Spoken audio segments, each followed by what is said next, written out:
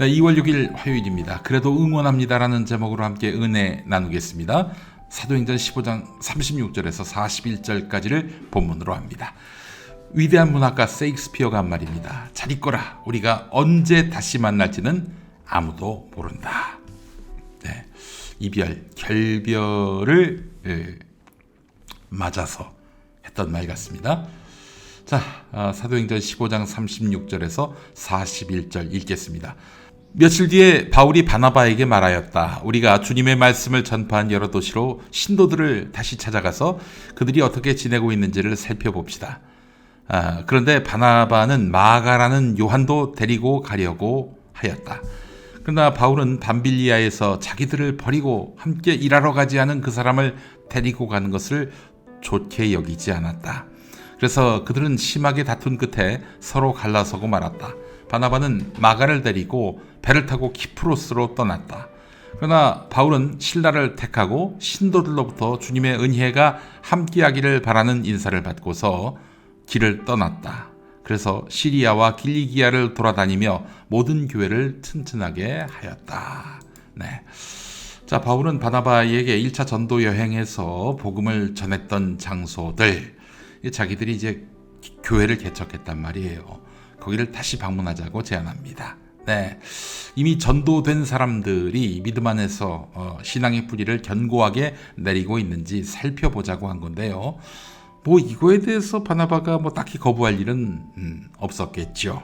또 한 사람에게라도 더 하나님의 복음을 전하자, 이런 취지였을 테니까요. 자, 그런데 바나바가 제안을 합니다. 1차 전도 여행 때 수행원이었던 자신의 조카 마가를 데리고 가자고 한 거예요. 근데 여러분, 마가가 누굽니까? 소아시아 지역으로 1차 전도 여행을 떠날 때 동행했던 사람인데요. 밤빌리아에서 갑자기 이탈하더니 예루살렘으로 돌아갔습니다. 젊은 사람이 이렇게 어르신 2명 모시고 다니는 게 쉬운 일은 아니죠.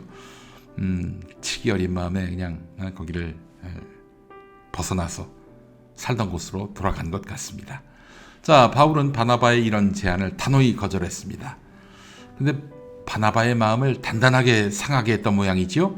서로 심히 다투어 피차 갈라서니 이게 개역개정 성경에 나와 있네요. 이상해요. 어제도 우리가 얘기했지만 1차 전도 여행 때 무수히 많은 고난을 겪었던, 죽을 위기를 넘겼던 두 사람인데 겨우 이 정도 가지고 다투다니? 또 갈라서다니? 여러 가지 상상을 해봅니다. 바울이 직선적인 사람인 거는 뭐 조금만 교회 다닌 분들, 성경 공부 정말 코딱지만큼 한 분들도 아실 거예요. 대단히 직선적인 사람이죠.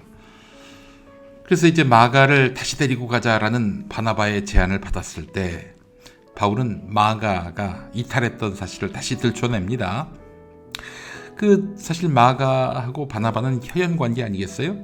그래서 이제 바울은 마가를 비난을 했을 것이고, 바나바는 그 이야기를 들으면서 마음이 많이 상했을 것입니다. 바나바가 가만히 있었겠어요? 화가 나가지고 1차 전도 여행 때 바울에게 느꼈던 불편함, 섭섭함, 이런 것들을 얘기했겠죠. 나도 말이야 당신 많이 참아줬어, 뭐 이런 식으로 얘기했을 거예요. 자, 결국 그렇게 둘은 갈라섰습니다. 바울은 이후에 신라와 함께 전도 여행을 떠나서 더 열정적으로 복음을 전했습니다.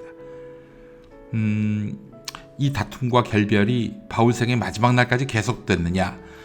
디모데후서 4장을 보면은 바울은 늙었을 때 마가를 불러서 동역자로 인정한 대목이 나옵니다.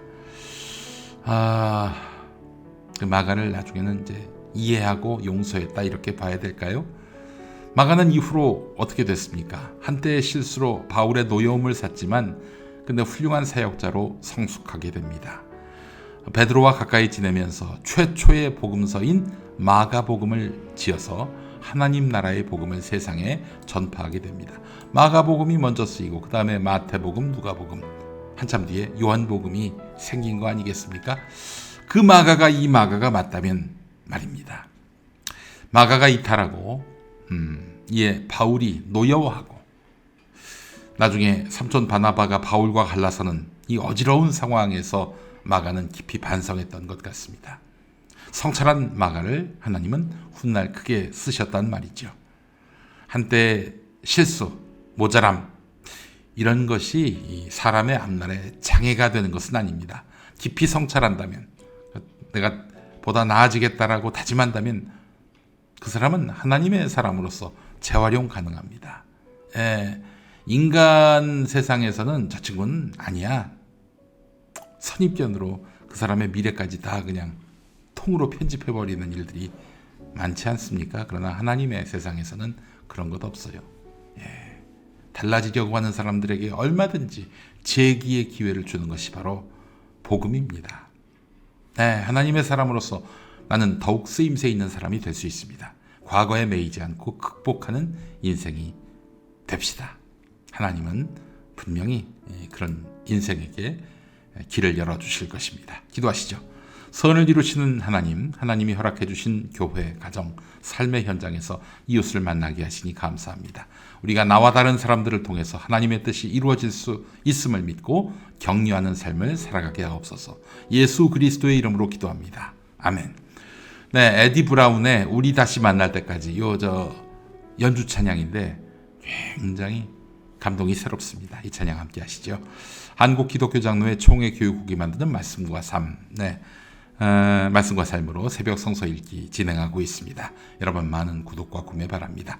내일은 오광석 전도사님 진행하시고요. 저는 모레 아침에 뵙겠습니다. 고맙습니다.